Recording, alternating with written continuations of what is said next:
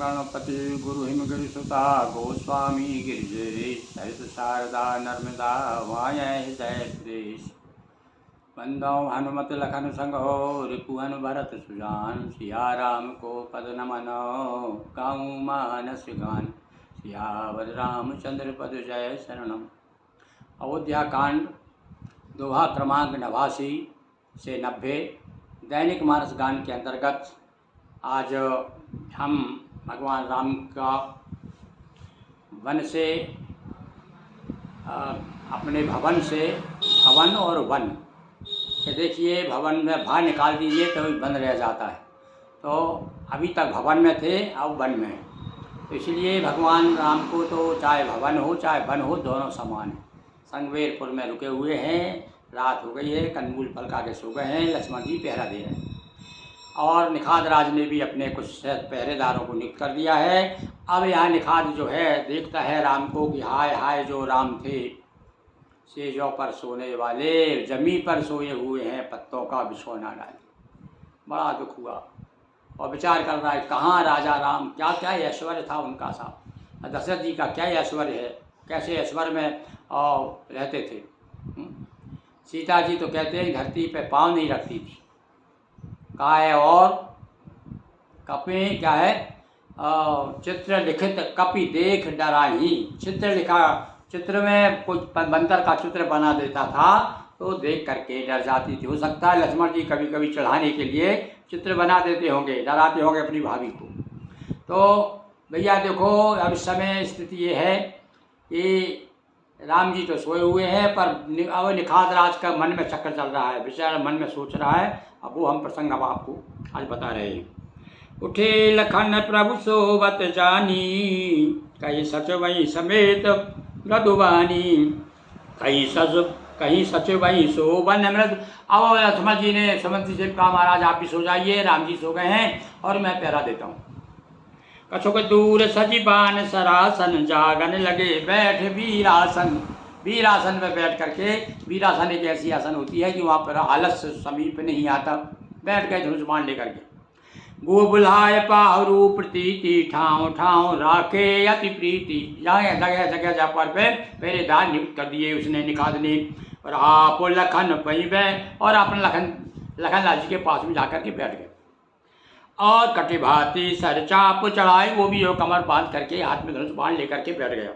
सोभद प्रभु निहार निखादू भयो प्रेम बस हृदय विखादू। राम जी को सीता जी को सोते हुए देख करके बड़ा दुख हुआ। अरे भाई देखो ये राजा राजकुमार हैं और ये उनके अधीनस्थ हैं निखाद जी, तो यहाँ देख करके उन्हें बड़ा दुख हुआ कि तन पुलकित जल लोचन व्ययी बचन सप्रेम लखन सन के। अब यहाँ पर भैया जरा थोड़ा हमारे बात समझ में नहीं आई, ऊपर तो कह दिया हृदय विखादू और यहाँ तन पुलकित कैसे हो रहा है। पुलक तो जब आती या प्रसन्न होता है, तो अब यहाँ पुलकित से मतलब ये है कि राम के प्रति स्नेह है उनका और राम जी को भी वो राजकुमार नहीं समझ रहे हैं और अपने आप भाग को सराह रहे हैं, तो दर्शन करके पुलकित हो रहे हैं। ये भाव है होना चाहिए तुलसीदास जी का, क्यों ऊपर तो कह रहा है विखादू है और यहाँ कह रहा है पुलकित हो रहे हैं, तो दोनों चीज़ तो हो नहीं सकती भाई। ये दुखी आदमी का हृदय थोड़ी पुलकित होता है। पर यहाँ पर बता दिया है कि दुख हुआ फिर बाद में एकदम सोचा होगा अरे ये तो परम ब्रह्म है, तो राम जी स्वयं आए हुए हैं यहाँ पर, तो पुलकित हो गया। आँखों से क्या है लोचन बह रहे, आँखें बह रही, आंसू बह रहे हैं और बड़े कह रहे धूपति भवन स्वभाव सुहावा और सुरपति सदन न पटत। और मन में विचार कर रही देखो राजा का भवन कैसा है दशरथ जी का, मन में सोच रहे हैं। सुरपति सदन न पटता जाने, इंद्र के सदन से किसी प्रकार से कम नहीं है। मणि में रचित चारु चौबारे, मणि में सुंदर मणि में से रचना की गई है। रथपति ऐसा लग रहा है रतिपति यानी कामदेव ने अपने हाथ से ही बनाया। अरे कामदेव इतना सुंदर है और सुंदर व्यक्ति जब कोई काम करता है तो वो अति सुंदर हो जाता है। शुचि सुवित्र सुभोग में सुमन सुगंध सुवास पलंग मंजू मन दीप जय सब विधि सकल सुपाद। अब वो वर्णन कर रहे हैं गोस्वामी जी कहा चलो भैया वहाँ वो अयोध्या जी चलते हैं।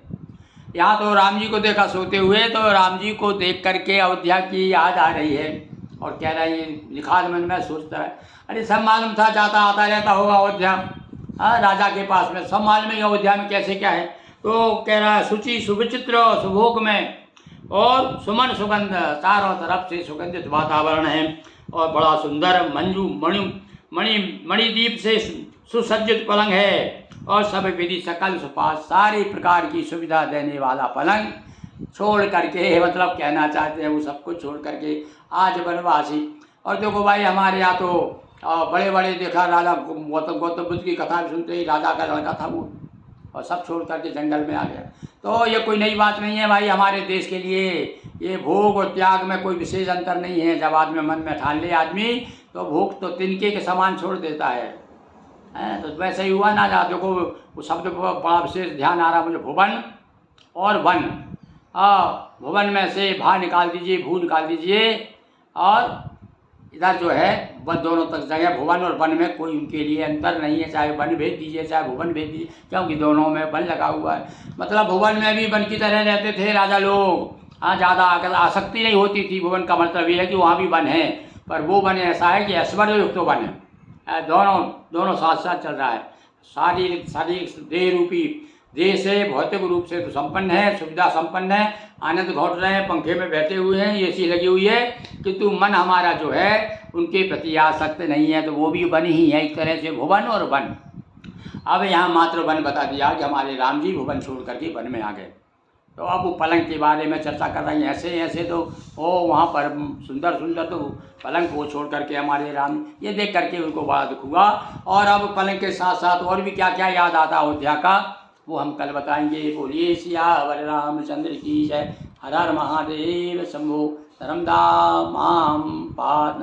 पातु माम।